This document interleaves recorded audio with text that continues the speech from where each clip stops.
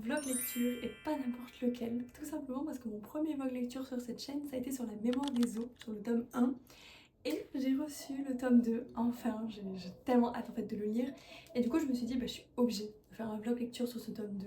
Donc les voici, ils sont dans ma bibliothèque, j'ai du coup commandé aussi le 1 avec parce que je l'avais lu en e-book du coup en début d'année et je me suis dit, enfin la précommande a ouvert début juin, je suis obligée de commander en fait les deux et en plus l'autrice a signé les deux livres donc je suis trop contente. Donc on a le tome 1 ici, La mémoire des eaux qui est le dragon et l'oiseau, donc celui-là je l'ai déjà lu. Regardez comme il est juste magnifique, il y a des brillances, c'est un petit pavé mais qui est extrêmement beau. Regardez comment c'est magnifique, les détails vraiment c'est fou. Et du coup j'ai eu une petite dédicace ici avec un petit stamp. Donc j'avais très clairement adoré ce premier tome et j'avais vraiment hâte de voir la suite. Donc je suis très contente qu'elle soit sortie. Donc le tome 2 il est ici, c'est La phalène et l'araignée. Je vous laisse pareil admirer le livre qui est magnifique. Voilà. Il me semble qu'il est légèrement plus gros que le premier. Il est aussi dédicacé ici avec un petit stamp rouge. Franchement c'est magnifique, merci Margot. Et pareil, là du coup on a une petite phalène et une araignée en bas qui du coup rappelle le titre, La phalène et l'araignée. J'ai trouvé ça plutôt fort. Et dans le colis j'ai reçu un petit marque-page avec du coup sur une face Aion et sur l'autre Tauros. Et on avait également une petite illustration, voilà, avec pareil Aion et Tauros. Je la trouve vraiment magnifique. Donc pour ce vlog, on va partir sur le tome 2, donc La phalène et l'araignée. J'ai vraiment extrêmement hâte de le lire, donc on va s'y mettre tout de suite. Donc on a le petit résumé au début, il fait 6 pages, donc moi je vais pas le relire parce que je l'ai lu il y a pas longtemps, le tome 1. Donc j'ai pas besoin de m'en rappeler, mais c'est vraiment très sympa d'avoir un résumé complet, surtout quand on a un livre comme ça qui est quand même assez dense avec beaucoup d'histoires, etc. C'est vraiment bien. Et juste après on a un glossaire sur les lignées elfiques et humaines des terres-mères. Ça aussi c'est très bien de pouvoir se rappeler toutes les lignées, qui est le père, la mère, les différents pouvoirs, tout ça c'est vraiment bien. Et après on a un extrait des contes d'une conversation avec la lune qui a été écrit par un érudit diplômé de la grande bibliothèque d'Ismandor. Et c'est vraiment très sympa. Et j'avais vraiment oublié à quel point j'aimais la plume de l'autrice. Je trouve que Margot Letel écrit très très bien. C'est pas nécessairement des phrases très longues, très compliquées, etc. Mais je trouve qu'elle manie les mots avec une certaine poésie. C'est très très agréable à lire. Et j'ai oublié de vous montrer au début du livre, on a une petite carte du territoire, hop, qui est juste là. On a une carte du continent. Si j'adore avoir des cartes dans les livres de fantasy, c'est vraiment ma passion. Et on a un petit chat qui s'incruste. Donc sur ce, je vais aller commencer le prologue et on se retrouve juste après pour une petite update. J'ai fini de lire le prologue et donc je vais commencer la partie 1 et je trouve cette page très très jolie avec l'araignée et la phalène là, vraiment, c'est magnifique. J'ai l'impression que Artus, le fils d'Isobel, donc la sorcière, la méchante de l'histoire, va se retourner contre elle. C'est une prédiction, voilà, c'est une théorie, je sais pas. Parce que il peut pas se voir les fanatiques qui croient au Dieu unique. Il ne croit pas forcément aux légendes auxquelles sa mère se raccroche justement. Donc je me dis que peut-être qu'à un moment donné, vu qu'il lui c'est un demi-elfe, et que elle clairement elle se bat pour les humains, peut-être qu'à un moment donné il va se rebeller, etc. Et que l'apparent lui d'elfe va se rebeller contre sa mère. Théorie. J'ai lu les 2 premiers chapitres, je suis à la page 63 et pour l'instant j'aime beaucoup ce que je lis. Il y aura peut-être un peu de spoil dans ce vlog, je vais essayer de ne pas trop en dire, mais si jamais il y a des spoils, je le marquerai là en bas de toute façon, comme ça vous pouvez skipper à chaque fois. Mais donc là dans ces 2 premiers chapitres, Asa retrouve son frère Niorin, on est direct mis dans l'ambiance dans ces 2 premiers chapitres, voilà. Le continent va très mal. Isobel la sorcière est potentiellement en position de faiblesse suite au dieu de la foi unique qui est revenu sur un. Asa est toujours accompagnée de sa petite troupe, ses amis. Elle retrouve son frère à Porte-Noire et voilà, elle constate les dégâts. Il y a une grosse maladie, une grosse épidémie qui circule et elle raconte à son frère tout ce qu'elle a vu dans les eaux de leur père. Mais en tout cas, j'aime beaucoup son personnage. Je fais une petite pause dans la lecture parce que je vais faire du pain, donc je vous emmène avec moi. Après tout, c'est un vlog. Pour la recette, rien de bien compliqué. Là, je vais pas faire de baguette, je vais juste faire un gros pain. Donc, moi, je vais mettre 600 g de farine. Soit vous mettez que de la farine à pain, soit vous mettez de la farine à pain et de la farine normale, ça marche tout aussi bien. Moi, j'aime bien prendre de la farine à pain, je trouve que ça se mélange mieux. Mais en soi, de la farine normale, c'est très bien aussi.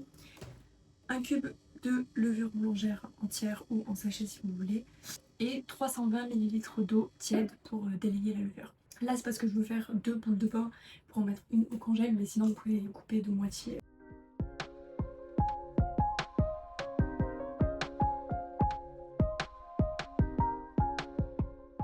Je congèle ma levure pour pas qu'elle périme, donc forcément quand je la mets au frigo après pour la décongeler, elle est toute liquide, mais c'est pas grave.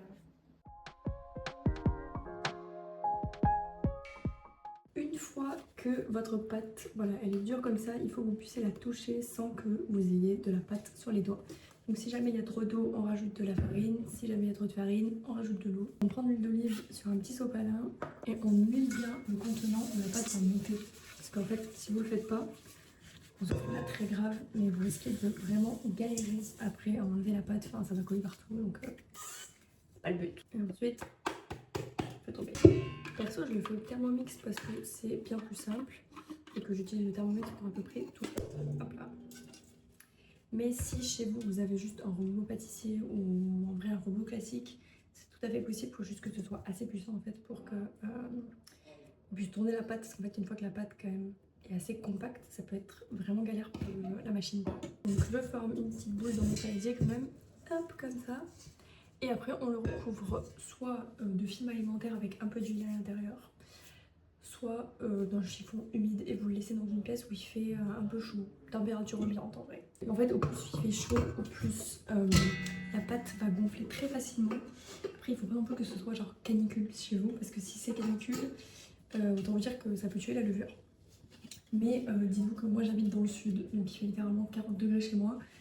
Et ma pâte monte ma foi extrêmement vite. Donc ne vous inquiétez pas, il faut juste que vous ayez une pièce qui soit quand même un peu tempérée que les autres. Si c'est possible, juste pas une pièce qui est en plein cagnard toute la journée.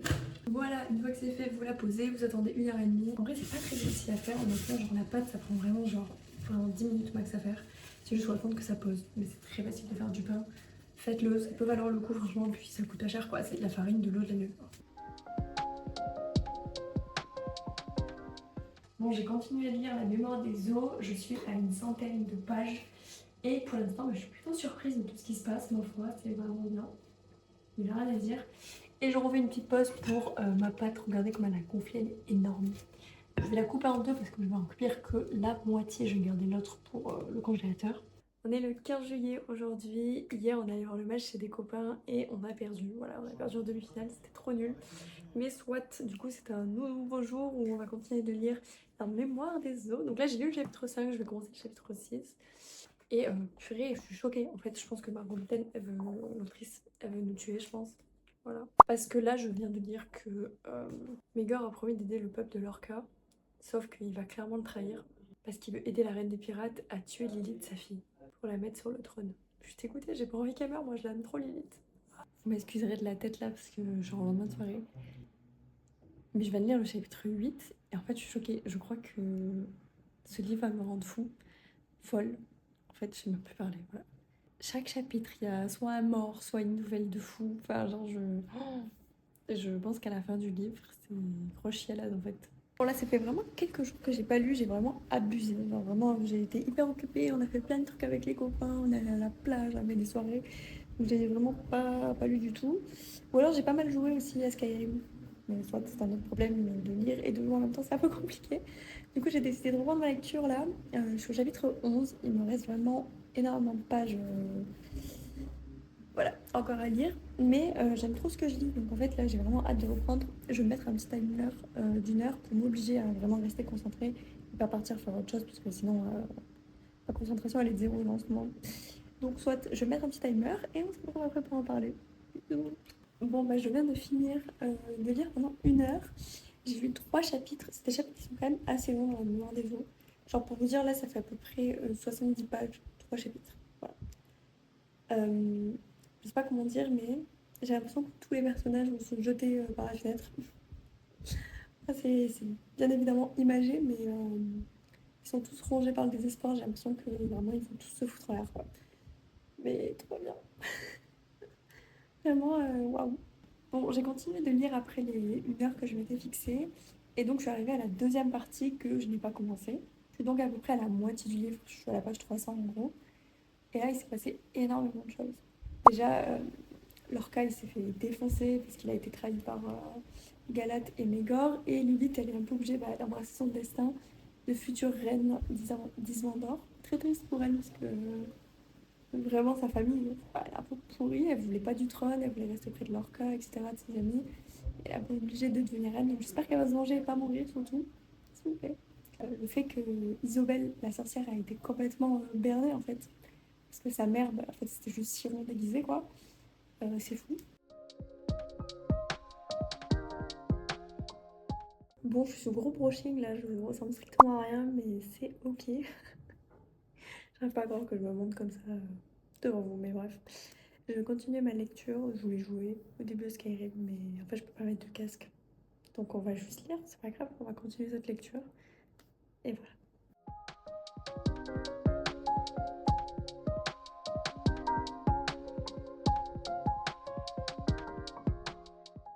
Bon, j'ai fini de lire, je vais m'arrêter là pour ce soir parce que là, clairement, j'en peux plus. J'ai pas mal lu quand même aujourd'hui. Je vais enlever avec vous tout ça parce que là, je ressemble à une vieille folle. Mais c'est ok, ça va donner des belles boucles, vous allez voir. Le but, c'est vraiment de faire glisser les bigoudis pour que, hop, on ait une belle boucle. C'est trop beau, j'adore. C'est hyper satisfaisant à enlever.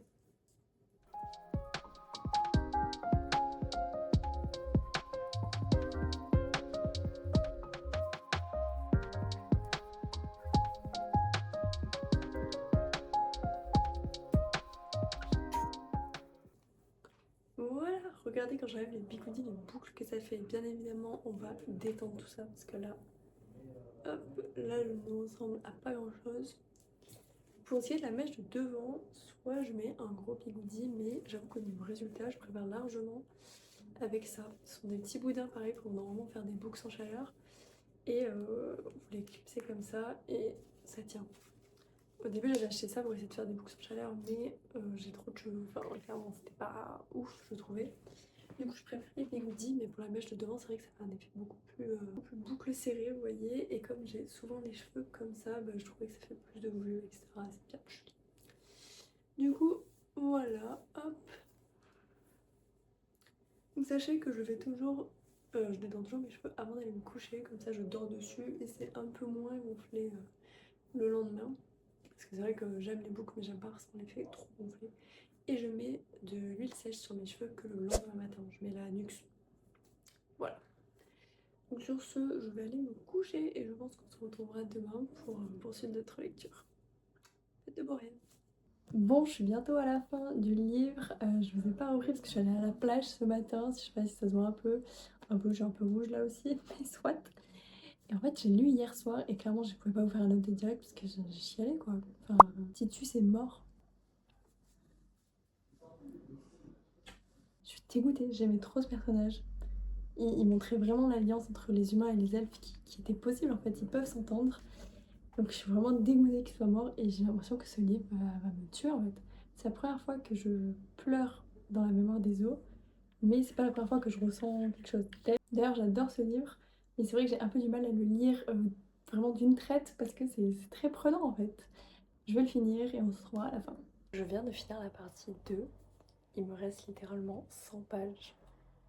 Et waouh, en fait ça fait hyper longtemps que j'avais pas lu un livre où vraiment j'ai ressenti de la tristesse, où vraiment genre j'ai pleuré, genre j'ai eu les larmes aux yeux et tout. À tabasser la partie 2, vraiment j'ai plusieurs fois les larmes aux yeux. Il y a des morts qui sont mais super importantes et tristes d'ailleurs. En fait je suis choquée parce que déjà Margot Houtten écrit tellement bien, mais du coup ça rend le truc encore plus douloureux quoi. Bon ça y est, j'ai fini le livre. En vérité, je l'ai fini il y a 2 jours, mais j'ai pas pu vlogger parce que il se passait beaucoup de trucs. Enfin, je suis partie de chez moi, on allait faire un anniversaire ailleurs en France, etc. Donc, j'ai pas pu filmer direct, mais je voulais me poser et en parler un peu.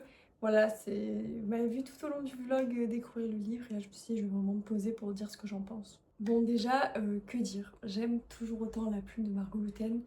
Elle écrit, je trouve, divinement bien. Genre vraiment, j'abuse pas, elle écrit vraiment incroyablement bien. Ce tome, vraiment, il est aussi beau que cruel. Il m'a émue vraiment aux larmes plusieurs fois.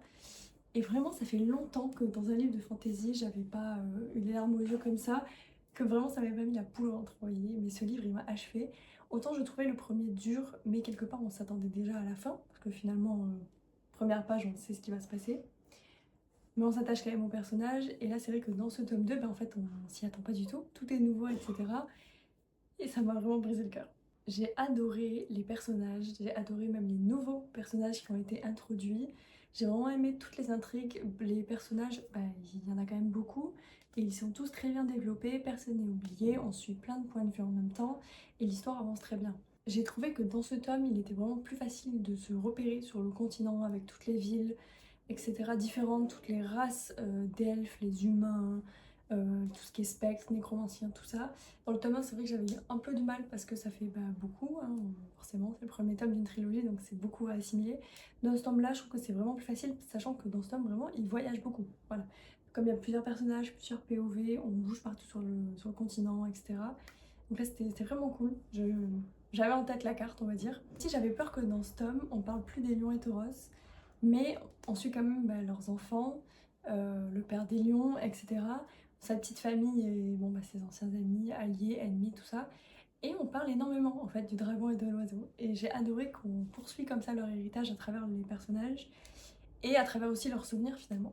Je vais pas spoil, mais il y a des morts qui ont été très importantes dans ce livre, que ce soit les personnes qui décèdent qui vraiment ont brisé le cœur. Et ce qui m'a encore plus brisé le cœur, c'est ce que ces personnes-là représentaient pour d'autres personnages. C'était vraiment triste. Elle a une plume qui est très tragique. Je trouve qu'elle écrit très bien les moments difficiles. Donc en tout cas, je me demande vraiment comment va se terminer cette trilogie finalement, parce que là, le livre se finit clairement sur un truc très ouvert. On sait qu'il va y avoir un troisième tome. Mais ça se finit quand même sur un truc de ouf, sur un pacte, j'en dirai pas plus. Et j'ai hâte de voir dans le dernier tome, bon je pense que ce sera pas avant 2028 à mon avis, ou peut-être fin 2027, je sais pas. Mais j'ai vraiment hâte de voir où elle nous amène parce que là vraiment c'est le bordel quoi. Il se passait tellement de trucs, c'est un truc de dingue. Donc j'ai vraiment hâte, en tout cas c'est une lecture que j'ai vraiment appréciée, que je vous recommande. Après voilà, si vous êtes un peu sensible, etc., ne lisez pas forcément. Mais je trouve que ça traite quand même de sujets profonds. Ils ont beaucoup de personnages qui sont torturés par des choses qu'ils ont fait dans le passé, qu'ils ont subi. Enfin, ça évoque vraiment plein de sujets, c'est vraiment incroyable, très bien développé. Encore une fois, je le redis, mais sa plume est incroyable. Vraiment, merci. J'ai trop hâte de lire d'autres livres d'elle finalement. Donc voilà, ça sera tout pour ce vlog. J'espère qu'il vous aura plu et qu'il vous aura donné en tout cas envie de lire ce tome 2 et même peut-être de découvrir simplement cette trilogie. Donc voilà, j'espère que ça vous a plu. N'hésitez pas de liker, partager, abonnez-vous et je vous fais des bisous et on se voit un dimanche prochain.